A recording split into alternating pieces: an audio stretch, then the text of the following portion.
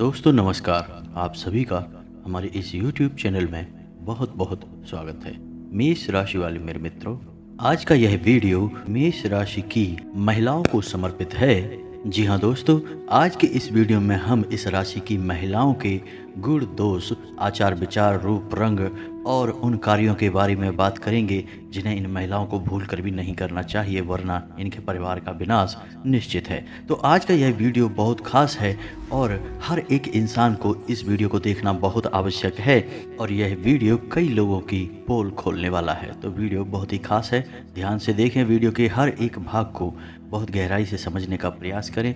इस वीडियो से हर इंसान को कुछ ना कुछ सीख अवश्य मिलेगी, चाहे वह स्त्री है या पुरुष है, कोई फर्क नहीं पड़ता है। यदि पुरुष है तो वे भी वीडियो को देखें और जानें कि कौन से काम हैं जो महिलाओं को नहीं करने चाहिए, जिससे वे अपने घर की महिलाओं के द्वारा की जाने वाली गलतियों को सुधार सकते हैं।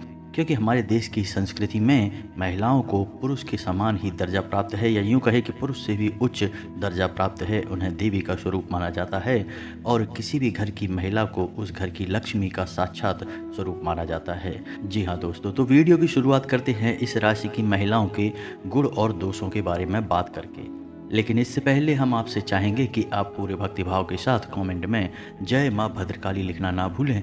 माता की आपके ऊपर कृपा बनी रहेगी। जी हाँ दोस्तों, तो चलिए बात करते हैं कि इस राशि की महिलाओं के क्या गुण होते हैं। सबसे पहला गुण इनका यही होता है कि इनका प्रेम बड़ा ही निस्वार्थ होता है। जी हाँ दोस्तों, ये अपने पति, अपने बच्चे, अपने परिवार के सदस्यों से बहुत अधिक प्रेम करती हैं और दूसरों की परवाह इतनी अधिक करती हैं कि अपने बारे में सोचना भूल जाती हैं। लेकिन इतना निस्वार्थ प्रेम करने के बावजूद भी इन्हें मन ही मन ऐसा लगता रहता है कि जैसे इनके परिवार के सदस्य इनकी कदर नहीं करते हैं, इनके विचारों को उतना सम्मान प्राप्त नहीं है, जिस वजह से अंदर ही अंदर इनका मन कुछ खिन्न सा रहता है। लेकिन ये बाहर ऐसा कुछ दिखाती नहीं है। जी हाँ दोस्तों, दूसरा गुण इन महिलाओं का यह होता है कि ये महिलाएं बहुत ही धार्मिक प्रवृत्ति की होती हैं, लेकिन धार्मिकता में इन्हें दिखावेबाजी बिल्कुल भी पसंद नहीं।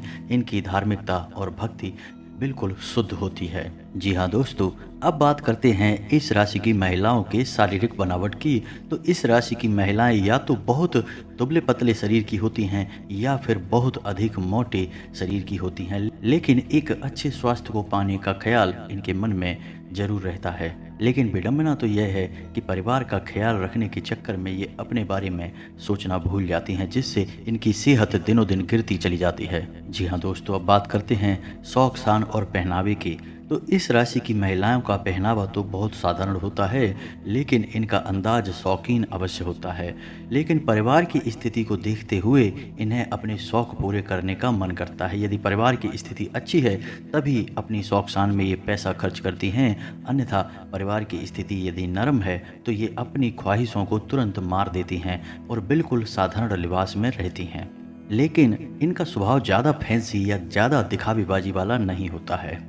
जी हाँ दोस्तों, स्वभाव की बात करें तो इस राशि की महिलाओं का स्वभाव बड़ा ही हंसमुख होता है, मजाकिया अंदाज रहता है। लेकिन परिस्थिति की गंभीरता को इस राशि की महिलाएं अच्छी तरह से जानती हैं, तो उसी के अनुरूप बर्ताव भी करती हैं, जिससे इन्हें सम्मान प्राप्त होता है। जी हाँ दोस्तों, कभी कभार ऐसा होता है कि इस राशि की महिलाओं का झगड़ा दूसरों से हो जाता है, लेकिन ये लोग अपने मन में किसी के लिए बैर नहीं पालते हैं। जी हाँ दोस्तों, जो लोग इनके साथ बुरा भी कर जाते हैं उनके लिए भी इनके मन में बैर नहीं होता है, ये उन्हें कुछ समय के बाद माफ़ कर देती हैं। जी हाँ दोस्तों, तो ये तो इनके स्वभाव की अच्छी अच्छी बातें थीं, लेकिन ऐसा नहीं है दोस्तों कि सब कुछ अच्छा ही होता है।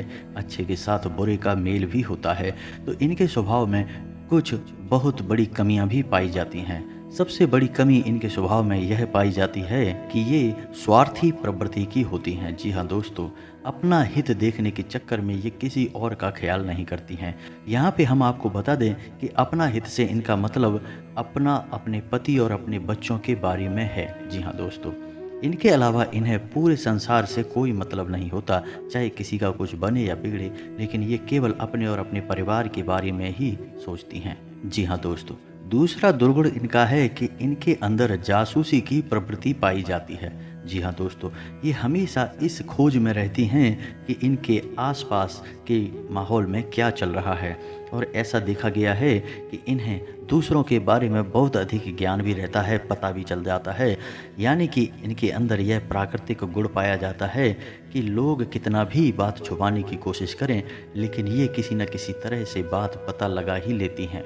कहने का मतलब यह है कि दूसरों की गुप्त बातों को जानने में इनकी गहरी रुचि होती है। जी हाँ दोस्तों, इसी के साथ साथ इनके अंदर एक दुर्गुण और पाया जाता है कि ये झूठ बड़ी ही आसानी से और सरलता से बोल देती हैं। जी हाँ दोस्तों, ये परिस्थिति के अनुसार बात को अपने हित को ध्यान में रखते हुए बोलती हैं, और इसी चक्कर में ये असली बात में झूठ की मिलावट भी कर देती हैं।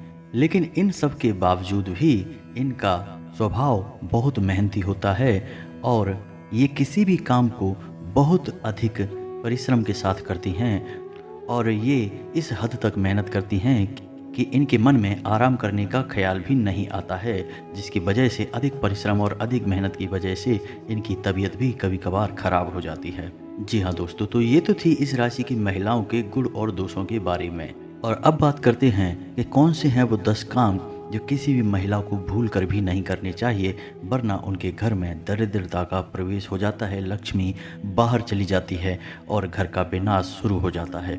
जी हाँ दोस्तों, तो इन कार्यों में सबसे पहला कार्य जो महिलाएं अक्सर करती रहती हैं, जाने अनजाने ही सही, वह कार्य है कि रखे हुए आटे की रोटी बना देना। जी हाँ दोस्तों, आटे को इस्तेमाल करने की कुछ शास्त्रीय विधियां हैं। जी हाँ दोस्तों, ऐसे ही अगर हम बिना सोचे समझे आटे को इस्तेमाल करेंगे तो यह आटा कुछ और ही दुष्परिणाम हमें देगा, हमारे घर में नकारात्मक ऊर्जा को बढ़ा देगा। तो कुछ सावधानियां हैं जो आपको रखनी चाहिए। सबसे पहले कि जब आपको रोटियां बनानी हैं, उतना ही आटा आपको तैयार करना है रोटी बनाने के लिए। कोशिश यह करें कि बाद में अधिक आटा ना बचे, क्योंकि आप बचे हुए आटे की बाद में रोटियां बनाएंगे। वैसा आप ना करें। अगर हो सके तो उस आटे की कुछ और रोटियां बना दें और उसे गाय या कुत्ते को खिला दें, यह बहुत ही शुभ होगा। दूसरा, यदि आपने आटा माड़ लिया है और रोटियां बनाने में कुछ देर है, तो आप उस आटे में उंगलियों के निशान बना दें और उसे गीले कॉटन के कपड़े से ढक कर रख दें। यदि आपने ऐसा नहीं किया तो वह आटा पिंड का स्वरूप ले लेगा और पितरों का भोजन बन जाएगा। बाद में जब आप उस आटे से रोटियां बनाएंगे तो आप पितरों का भोजन अपने परिवार के लोगों को खिलाएंगे, जिससे घर परिवार पर पितृ दोष लगता है। एक और बात कि रात में बचे हुए आटे को फ्रिज में ना रखें, किसी भी कीमत पे ना रखें। बात यही है कि जब भी आप बचे हुए आटे को फ्रिज में रख देती हैं तो वह आटा पिंड का स्वरूप ले लेता है और पितरों का भोजन बन जाता है।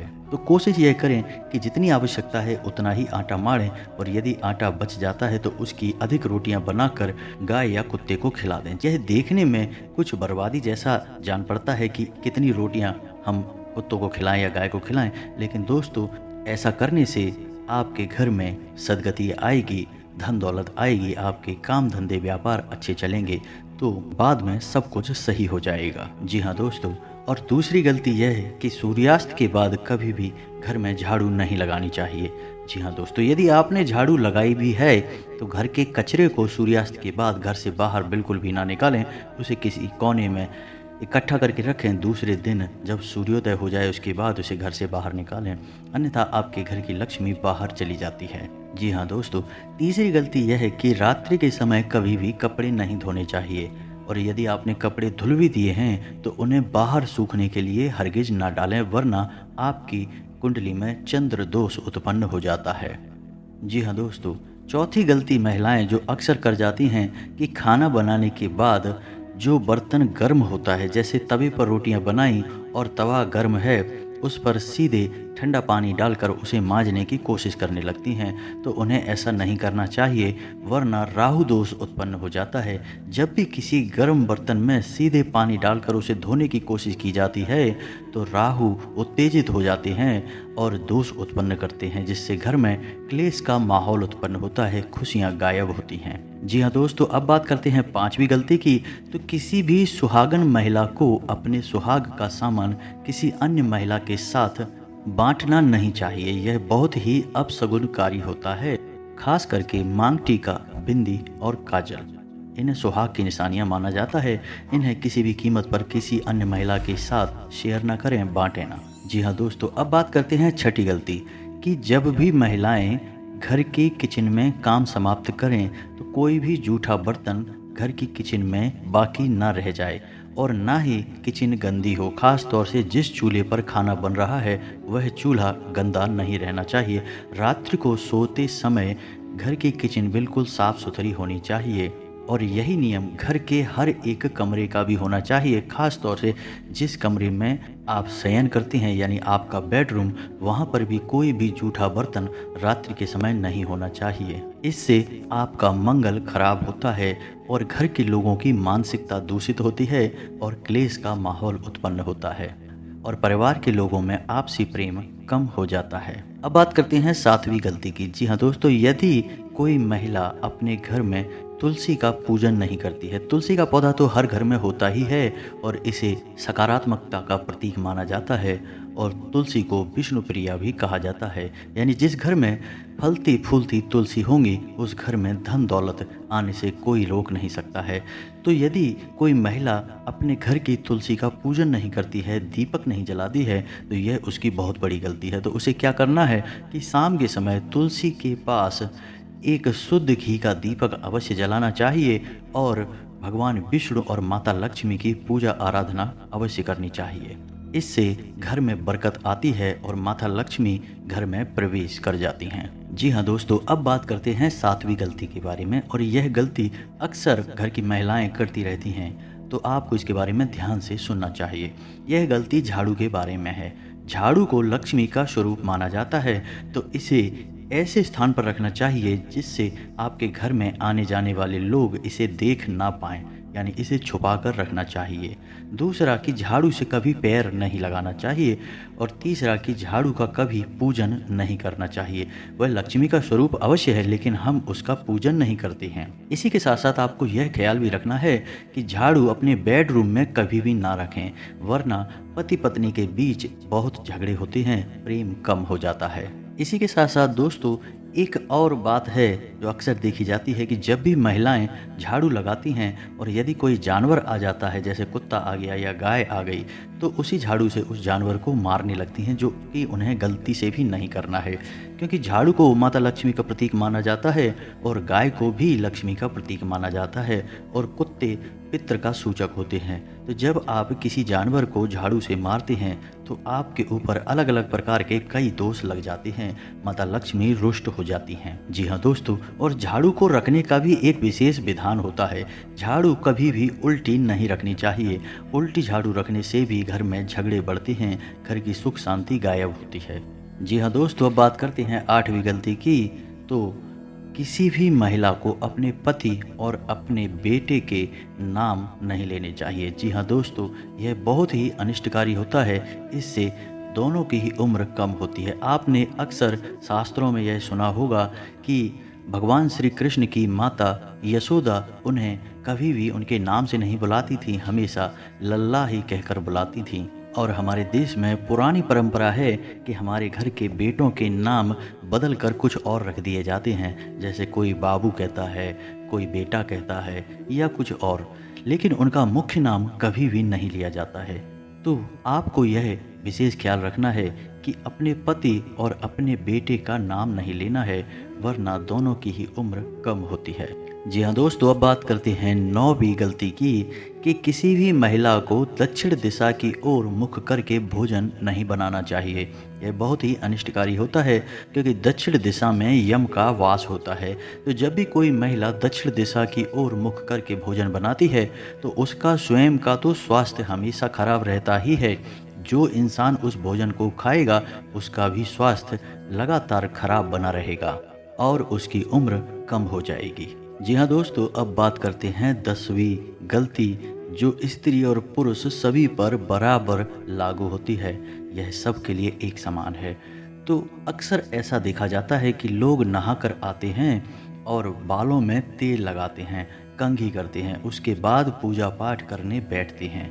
तो दोस्तों आपको यह ख्याल रखना होगा कि जब भी आप बालों में तेल लगा लेते हैं तो आप फिर से मलिन हो जाते हैं, यानी आध्यात्मिक दृष्टि से दूषित हो जाते हैं, क्योंकि तेल को शनि का सूचक माना गया है।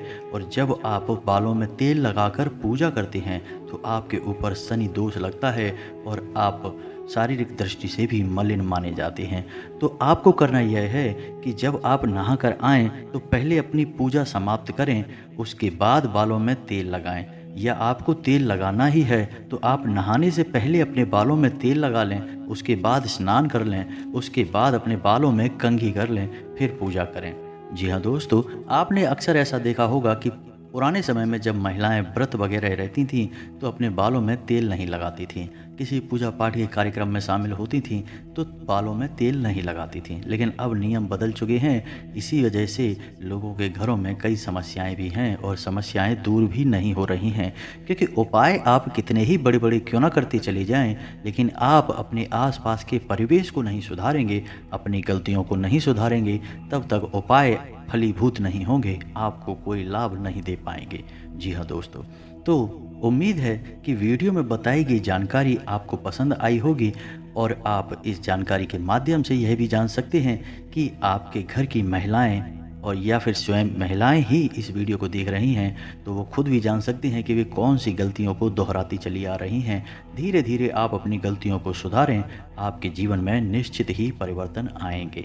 कुछ और बातें हैं जो आपको हम बताना चाहेंगे मित्रों, कि आपको अपने घर में शमी का और आंवले का पौधा भी अवश्य ही रोपित करना चाहिए। उसे उत्तर दिशा में रोपित करें, इससे भी आपके घर में माता लक्ष्मी का प्रवेश होगा और आपकी सारी बाधाएं कट जाएंगी। जैसा कि हम आपको बता चुके हैं कि घर में तुलसी का पौधा अनिवार्य है, वैसे ही ये 2 पौधे भी आपके घर में निश्चित ही होने चाहिए। इससे आपकी बड़ी से बड़ी बाधाएं कट जाएंगी। तो उम्मीद है कि वीडियो में दी गई जानकारी आपको पसंद आई होगी। कमेंट में पूरे भक्तिभाव के साथ जय माँ भद्रकाली लिखें। जिनके साथ है माता भद्रकाली, उनका कोई बाल भी बांका नहीं कर सकता है। दोस्तों यदि चैनल पर पहली बार आए हैं तो सब्सक्राइब करना ना भूलें, वीडियो को लाइक व शेयर भी करें, और यदि आपके मन में कोई सवाल है तो कमेंट करें, हम आपके हर एक सवाल का जवाब देने की पूरी कोशिश करेंगे। मिलते हैं अगले ज्ञानवर्धक वीडियो में, तब तक के लिए धन्यवाद।